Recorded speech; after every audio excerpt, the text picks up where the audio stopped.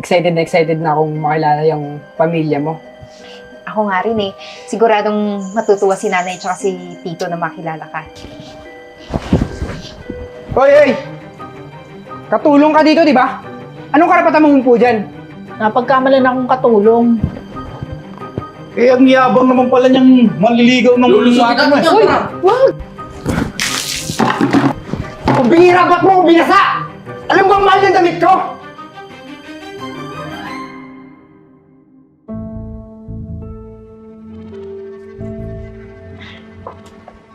Eden, alam mo bang excited na akong makilala yung pamilya mo? Ako nga rin eh. Siguradong matutuwa si nanay at si tito na makilala ka. Siguro naman. Tsaka alam mo din, pag kinasal na tayo, huwag ka mag-alala. Dahil pakikisamahan ko sila na maayos. Wait lang ha. May tumatawag eh. Sige. Hello? Oh, ganun ba? Oh, sige. Walang problema. Oh, sige. Naku, Enzo. May kailangan akong puntahan eh. May emergency lang dun sa office. Pero saglit lang ako. Babalik naman ako agad eh. Paano ko naman makikilala yung pamilya mo kung aalis ka naman bigla?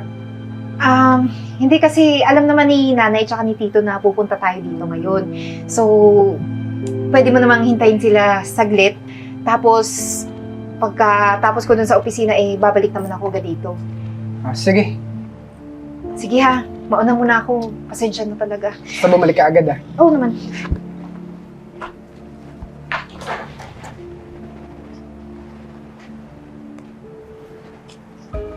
O pare, maya pauwi na ako. Sige.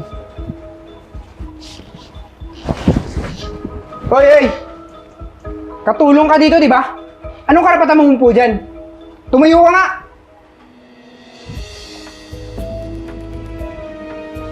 Baka hindi mo ako nakikilala. Ako lang naman ang mapapangasawa ni Eden.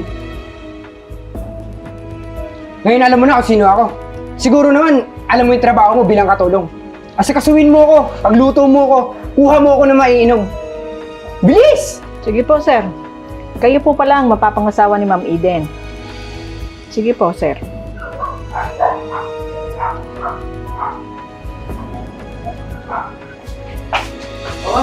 Hindi ako sa doon. Nandiyan yung mapapangasawa ni Eden.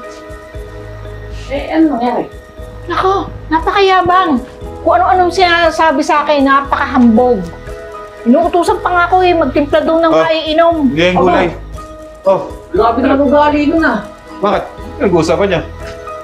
Itong si Mami hindi daw yung manliligaw ni ate. Inutusan siyang kumuha ng tubig. Napagkamalan akong katulong. Eh, ang yabang naman pala niyang manliligaw ng ate mo eh. Uy, wag! Hayaan nyo. Sakyan lang natin nang malaman natin ang totoong ugali ng mapapangasawa ng ate mo. Sige, Yeah. Mami. Ako una ha. O sige, sakyan nyo lang. Init naman dito. Hina ng aircon. Sakay katulong dito.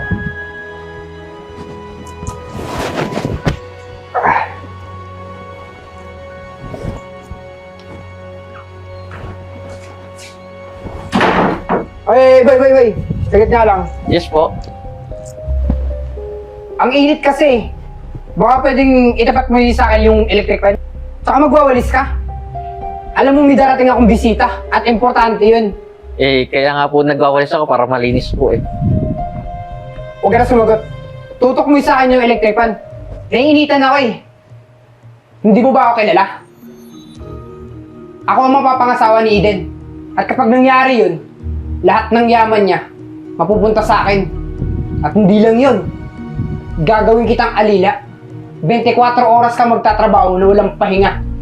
Wag naman pong gano'n, sir. Nagtatrabaho lang naman po ako ng maayos eh. Electric fan, tutok mo sa akin. At mainit. Sige po.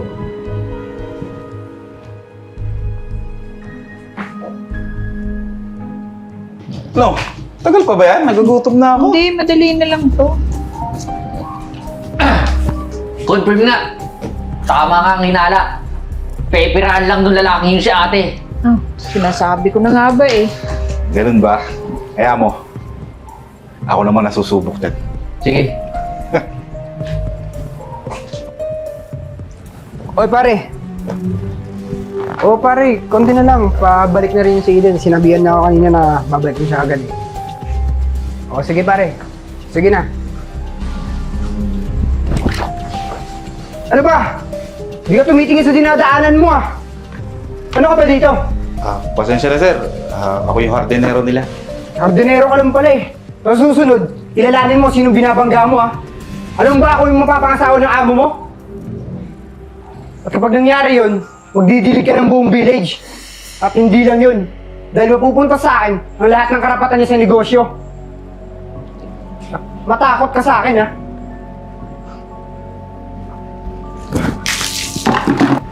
Kung bihira, ba't mo ako binasa? Alam mo ang mahal ng damit ko?